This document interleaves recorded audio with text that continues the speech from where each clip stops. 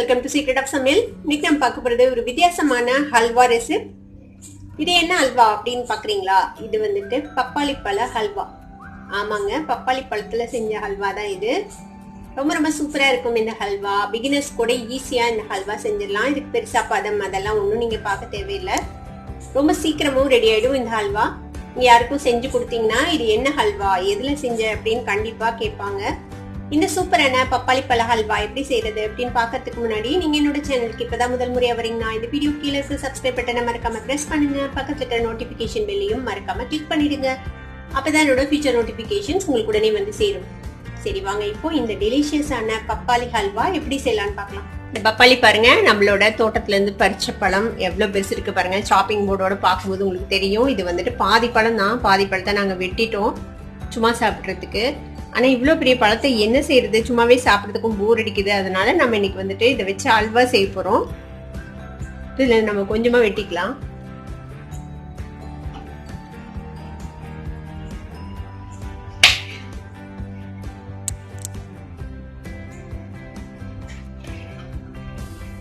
இப்போ இந்த பழத்தை வந்துட்டு நம்ம தோல் இந்த சீட்ஸ் எல்லாம் எடுத்துட்டு இதை சாப் பண்ணிக்க போறோம்.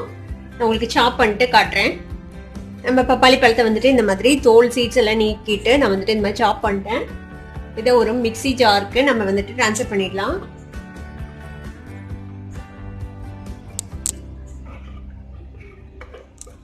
இந்த மாதிரி பப்பாளி வந்துட்டு நல்லா ஸ்மூத்தா அரைச்சி எடுத்துக்கோங்க. ஒரு பேன் அடுப்புல வச்சிருக்கேன். அதுல வந்துட்டு நம்ம கொஞ்சமா நெய் விட்டுக்கலாம். ஒரு 2 டீஸ்பூன் அளவுக்கு நெய் விட்டுருக்கேன். இப்போ இதுல வந்துட்டு கொஞ்சமா முந்திரி பருப்பும் இந்த மாதிரி வெள்ளரி விதையும் எடுத்து வச்சிருக்கேன். இப்போ இதை வந்து லைட்டா நம்ம வறுத்து எடுத்துக்கலாம். வறுபட்டுருச்சு நம்மளோட முந்திரி பருப்பும் வெள்ளரி விதையும். இதை நம்ம தனியா எடுத்து வச்சுக்கலாம்.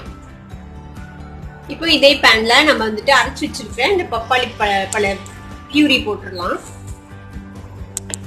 இல்லை ஏதாவது சின்ன சின்னதா கட்டிகள் மாதிரி இருந்ததுன்னா இந்த மாதிரி ஸ்பாட்டுலா வச்சு மேஷ் பண்ணி விட்டுருங்க.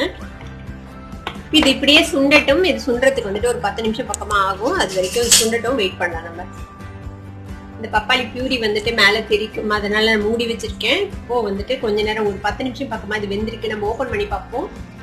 பாருங்க, இப்போ ரெடியூஸ் ஆயிடுச்சு நம்மளோட பப்பாளி. கலரும் கொஞ்சம் டார்க் ஆயிடுச்சு பாருங்க. இப்போ இதுல நம்ம சுகர் சேர்த்திக்கலாம். நீங்க வந்து பப்பாளியோட இனிப்புக்கு தகுந்த மாதிரி நீங்க சுகர் சேர்த்திக்கோங்க. இந்த பப்பாளி நல்ல இனிப்பா தான் இருக்குது. அதனால நான் ஒரு டேபிள் ஸ்பூன் அளவு தான் சர்க்கரை சேர்க்கிறேன். நீங்க உங்களோட பப்பாளி எந்த அளவுக்கு இனிப்பு இருக்கோ அதுக்கு தகுந்த மாதிரி நீங்க வந்துட்டு சுகர் சேர்த்திக்கோங்க. பப்பாளி சம்டைம்ஸ் வந்து இனிப்பே இல்லாம ரொம்ப சப்புன்னு இருக்கும்ல, அந்த மாதிரி டைம்ல நீங்க இந்த மாதிரி அல்வா செய்யலாம். இந்த பப்பாளி பழம் ரொம்ப இனிப்பான பழம் தான். நான் வந்துட்டு அவ்வளவு பழத்தையும் சாப்பிட்றதுக்கெல்லாம் போர் அடிக்குதுன்னு சொல்றாங்கன்னு சொல்லிட்டு நான் இந்த அல்வா செய்யறேன். நீங்க சம்டைம்ஸ் நம்ம மார்க்கெட்ல வாங்கிட்டு வரும்போது இனிப்பே இல்லாம இருக்கும் பப்பாளி பழம். அந்த பழத்தை என்ன பண்றதுன்னு தெரியாம தூக்கிதான் எறிவோம். அந்த மாதிரி டைம்ல இந்த மாதிரி நீங்க செய்யலாம். பப்பாளி வந்துட்டு கண்ணுக்கு ரொம்பவே நல்லது. உங்க எல்லாத்துக்குமே ரொம்ப தெரிஞ்சிருக்கும். நிறைய விட்டமின் ஏ இருக்கு பப்பாளியில. பப்பாளி கிடைக்கும் போது கண்டிப்பா நம்ம வந்துட்டு சாப்பிடணும். இந்த மாதிரி செஞ்சு நம்ம வந்து கிட்ஸுக்கு கொடுக்கலாம். பெரியவங்க அதிகமா சாப்பிடலைன்னா கூட கிட்ஸுக்கு வந்துட்டு கொடுக்கலாம் இந்த மாதிரி பப்பாளி பழம். இப்போ இந்த சுகரும் வந்துட்டு நல்லா மெல்ட் ஆயிடுச்சு பாருங்க. இப்போ இதுல நான் கொஞ்சமா நெய் விட போறேன். ஒரு 2 டீஸ்பூன் அளவுக்கு நெய் விட்டுக்கலாம். அதுல இது கூடவே நான் ஒரு 1/4 டீஸ்பூன் அளவுக்கு ஏலக்காய் பொடி எடுத்து வச்சுட்டேன். அதையும் சேர்த்துக்கலாம். இதையும் மிக்ஸ் பண்ணி விடுங்க. இப்போ இந்த ஹல்வா வந்துட்டு இன்னும் கொஞ்சம் சுண்டி பேன்ல ஒட்டாத அளவுக்கு வரணும். அது வரைக்கும் நம்ம இதை வந்துட்டு கிளறிக்கலாம். பாருங்க, நல்லா கலர் சேஞ்ச் ஆயிடுச்சு. இந்த மாதிரி பேன்ல ஒட்டாம வரணும். அந்த அளவுக்கு நம்ம வந்துட்டு இதை வந்துட்டு கிளறிக்கணும்.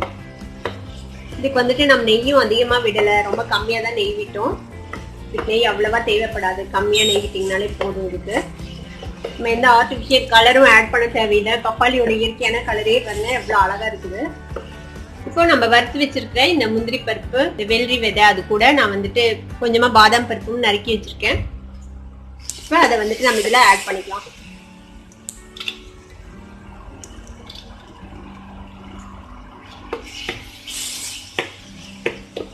நல்லா ஒட்டாம சுருண்டு வந்துருச்சு நம்மளோட ஹல்வா. இந்த மாதிரி ஒரு டெக்ஸ்சர் வர வரைக்கும் நம்ம கிளறிக்கணும். ரொம்ப வித்தியாசமான ஒரு ஹல்வா நமக்கு இப்போ ரெடி ஆயிடுச்சு. அவ்வளவுதான், நம்மளோட பப்பாளி பழ ஹல்வா சூப்பரா ரெடி ஆயிடுச்சு. அடுப்பு ஆஃப் பண்ணிடலாம். நம்ம இந்த சூப்பரான ஹெல்தியான பப்பாளி பழ ஹல்வாவை நீங்களும் ட்ரை பண்ணி பார்த்துட்டு எப்படி இருந்தது அப்படின்னு எனக்கு கமெண்ட்ஸ்ல ஃபீட்பேக் கொடுங்க. இந்த வீடியோ உங்களுக்கு பிடிச்சிருந்ததுன்னா சப்ஸ்கிரைப் பண்ணுங்க, பக்கத்துல இருக்கிற பெல் ஐகானை கிளிக் பண்ணுங்க. அப்பதான் என்னோட நோட்டிபிகேஷன்ஸ் உடனே உங்களுக்கு வந்து சேரும். லைக் பண்ணுங்க, ஷேர் பண்ணுங்க. தேங்க்யூ ஃபார் வாட்சிங் this video viewers. Bye bye.